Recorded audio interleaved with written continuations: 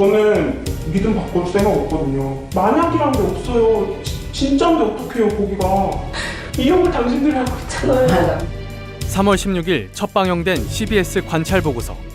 신천지에 빠진 사람들. CBS는 지난 1년 2000시간 동안 신천지를 관찰했고 이 내용을 8부작 다큐멘터리로 제작했습니다. 방송 이후 관련 검색어가 인터넷을 뜨겁게 달구고 있는 상황. 그러나 과연 그들이 말하는 것이 모두 진실일까? 정말 사실만을 기록한 것일까? 숨은 의도는 무엇일까? 그 진실을 밝힙니다.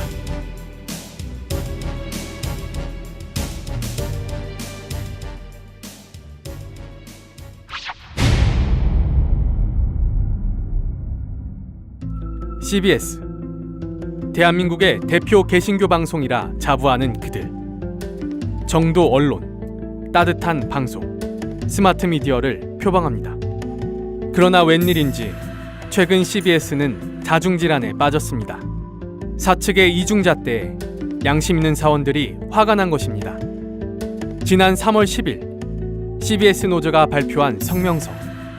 이단성 논란이 있는 순복음 서울 진주 초대교회 전태식 목사에게 월 800만 원의 후원금을 받고 설교 방송을 내보낸 CBS 이재천 사장의 결정에 대한 논란입니다. 이단이라 하는 신천지는 아웃이라 외치면서 이단 논란이 있는 전 목사의 설교를 방영하는 이유가 무엇이냐며, 결국 돈에 따라 이단의 기준이 변하는 것이냐며 문제를 제기한 것입니다. 사실 CBS의 태도가 돈에 좌지우지된 것은 하루 이틀 일이 아닙니다. 그 배경에는 CBS의 독특한 재원 구조가 있습니다. 일반적인 방송사의 경우 광고 등 영업수익과 문화사업, 판권 판매를 통한 사업 수익이 주된 수입원입니다. 그렇다면 CBS는 어떨까? 타 방송국과 달리 행사협찬의 15.6%, 헌금의 17.2%, 총 33%가량을 후원금과 협찬에 의존합니다. 주 후원자인 한국기독교총연합과 기성교단 측의 영향력을 피할 수 없는 재원 구조를 가지고 있는 것입니다. 이번 영상의 제작 역시 기성교단의 금전적 뒷받침이 있어서 가능했다고 CBS는 말합니다. 한국교회가 HD 전환 특집 제작으로 지원. 관찰보고서 신천지에 빠진 사람들은 한국교회의 적극적인 지원으로 제작되었다. 제작팀은 예산 마련을 위해 3개월간 서울 경기 지역 목회자들을 만나 기획 내용을 설명하고 지원을 요청했다. 다수의 목회자들이 이 기획의 필요성에 공감하였으며 힘 닿는 데까지 지원을 약속했다. 한국교회의 적극적인 지원이 없었다면 관찰보고서 신천지에 빠진 사람들 8부작의 제작은 불가능했을 것이다. 그 태생부터가 한국교회의 입장에 편중되게 제작될 수밖에 없었던 영상. 부패한 한국교회의 현실을 밝혀내고 정화해야 할 기독 언론이 오히려 그들과 결탁하고 재정 지원을 받아 신천지를 공공의 적, 희생양으로 만든 것입니다. 그렇게 제작된 영상. 매 회차 방영 후 CBS는 자신들이 한국교회를 지키고 있다며 후원을 요구하기까지 합니다. 이에 CBS는 한국교회를 무너뜨리는 이단 신천지에 맞서 그들의 실체를 폭로하고 폐해를 널리 알리는 신천지 아웃 캠페인을 3년째 벌여오고 있습니다. 즉 CBS만이 꿋꿋이 이 일을 해나가고 있습니다. CBS는 앞으로도 한국교회의 소중한 신앙을 지키는 일에 최선을 다하겠습니다. CBS의 이 같은 다짐과 노력이 흔들리지 않도록 성도 여러분 많이 기도해 주시고 든든한 힘이 돼 주십시오.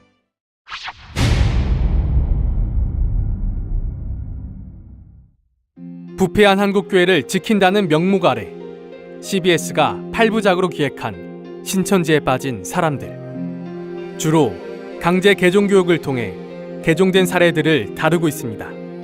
교리의 옳고 그름은 이야기하지 않습니다. 그러나 신천지인 중 강제 개종교육을 받은 사람은 약 0.4%, 그로 인해 신천지를 떠난 사람은 0.2%에 불과합니다. 1%도 안 되는 사례로 15만 신천지를 파헤친다. 표본 집단 선정에도 오류가 있을 뿐더러 일반화하기에는 턱없이 부족한 수치입니다. 그리고 이 영상을 면밀히 살펴보면 뭔가 앞뒤가 맞지 않습니다. 허술한 점이 속속 발견됩니다. 가을이 깊어가던 지난 10월 효은 씨가 부모와 함께 찾아왔습니다. 혹시 공부하고 다시 얼마나 됐어요? 공부도 마치 저 같은 건 교리대로 말하고 제 발로 찾아온 곳이지만 그녀의 태도는 처음부터 삐딱했습니다. 과연 제 발로 찾아온 것이었을까? 얼굴이 이불에 덮인 채 끌려오는 그녀. 앞좌석에서 내려가고 이제 전화기하고 뺐었죠. 뺐는데 이 대단합니다. 그냥 뭐 보통 남자의 힘보다 더 세더라고요. 저항이 그리 강력하게 하고 또 저도 뭐 차고 뭐 엄마 뭐 물고 동생도 물고 이런 정도 갔으니까 그때부터 완전히 뭐 진짜 정신병자같이 설치됐으니까요. 핸드폰을 빼앗아 외부로부터의 연락을 차단하고 강력한 저항에도 불구하고 강제로 데려간 곳임에도 제 발로 찾아갔다고 이들은 말합니다. 상담하는 내내 딴 생각 중인 그녀. 사실 신천지에서는 이단 상담소에서의 대처법을 가르친다고 합니다. 여기 오면 감금하고 폭행하고 그렇게 해서 약을 먹여가지고 사람을 이렇게 싹 돌게 해서 개종을 시킨다. 뭐 이런 식의 교육을 많이 시키고 있어요. 마치 개종교육 현장에서 감금도 폭행도 일어나지 않는다고 말하는 개종 목사. 그러나 이상하게도 개종교육을 받는 그녀는 교육이 진행되는 일주일 내내 같은 옷을 입고 있습니다. 그뿐이 아닙니다. 대상자들은 하나같이 교육을 받는 기간 내내 가족과 함께 있습니다. 부모님은 생업까지 포기한 채 교육 모습을 지켜보고 자녀를 다그칩니다. 한 얘기 하지 말고, 자, 내가 물어봤잖아요. 물은 것만 답하면 돼요. 주고 안 주고 확실하게 해봐. 너 주고 안 주고. 대답 못 짧게 해봐라. 뒷면은 뒤다 아니면 해봐. 주고 안 주고. 그러면 그건 진짜 어려워. 성경을 펴자 바로 덮어버리고 대답을 하려고 그러죠. 제가 믿는 말씀 믿으면 안 돼요. 성경에 기초한 많은 설명이 필요한 답변을 단답형으로 대답하라 강요하고 윽박지르기까지 하는 상황. 어찌할 바를 모르고 울음을 터뜨립니다. 반면 당당히 대처하면 어떨까? CBS는 신천지 성도의 당당한 대처를 상담사 괴롭히기라고 말합니다. 개혁 한글 갖고 오세요.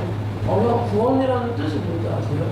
왜 지금의 말씀을 하는지 아세요? 그래서 거절하는 사람이 있죠.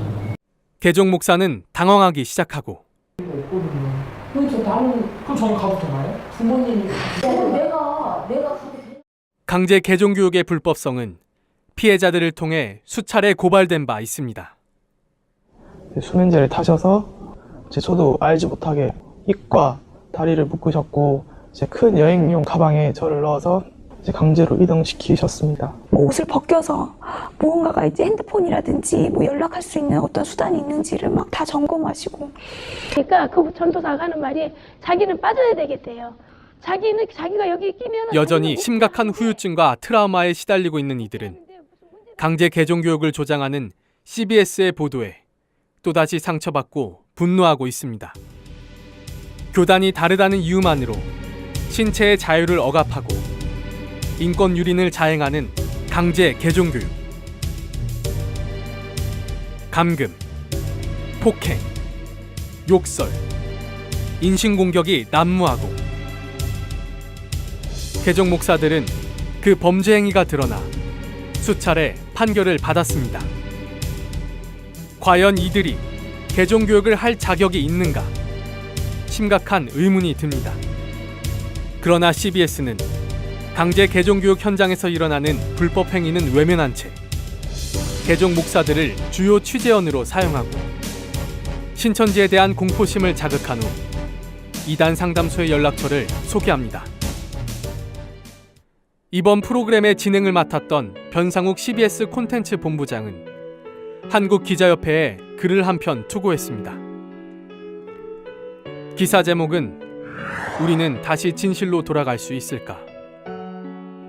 그는 객관성과 공정성의 추구에서 가장 뒤처진 분야가 저널리즘인 것만 같다며 21세기에 접어들어 이 나라의 저널리즘은 진실에 접근하는 일이 점점 더 어려워지고 있다고 말합니다. 그리고 이 글이 업로드된 것은 공교롭게도 이번 CBS 다큐멘터리 방영 첫날이었던 3월 16일이었습니다. 거짓과 왜곡, 편파 보도의 늪에 빠진 CBS. 그러나 언제까지나 진실을 거짓으로 덮을 수는 없습니다. 언론으로서의 양심, 그리고 사랑과 용서를 실천하라는 기독교의 정신이 기독언론 CBS를 바른 길로 인도하길 바랍니다.